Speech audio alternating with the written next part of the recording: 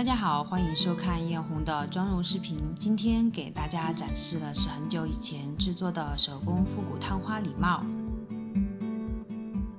今天的成都居然下了一场雪，真的是好久没有看到过雪了。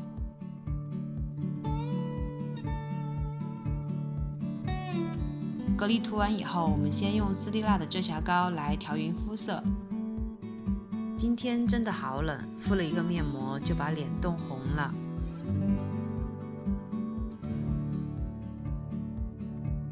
粉底液我这里用的是 RMK 的，这个刷子超好用，上粉底非常的轻薄。再好的遮瑕都拯救不了我天天熬夜的眼袋，这里我们再用面具的遮瑕膏来遮一下，我已经很认真的在遮了。然后再来定妆，眼影部分先用 NYX 的一个浅色珠光打底，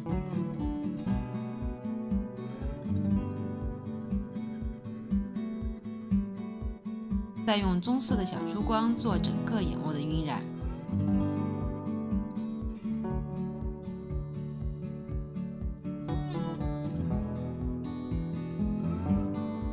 用一个较沉的珠光眼影做第3层，最后再用深棕色晕染睫毛根部。这里分享给大家一个实用的小技巧，画眼影的时候一定要少量多次，会更加的均匀哦。再用浅金棕提亮眼头和眼中。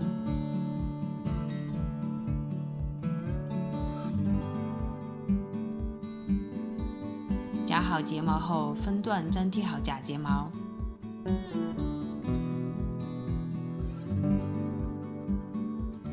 这里眼线需要画的粗一些，往上翘。用棕灰色画好眉形，再在眉毛上刷上黑色的睫毛膏。接下来我们来修容，这里我用到的是 LUS 的修容来画鼻影和侧影。因为最近都在家里没有出门，所以小姐姐和摄影师都没有办法来拍摄，没办法，我只能硬着头皮自己来做展示了，大家就将就着看一下吧。在 T 区提亮上高光，在脸颊上打上酒红色的腮红，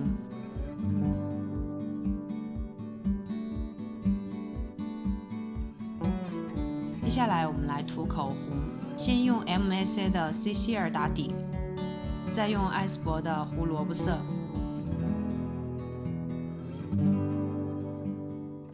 最后再用 3CE 的 Change Mode 做最后的晕染。接下来我们就来展示一下这款纯手工制作的礼帽吧。第一次视频中自己化妆做展示，希望大家多多的给我鼓励哦。有什么不好的地方请多见谅哦。好了，今天的视频就到这里哦，我们下期再见，拜拜。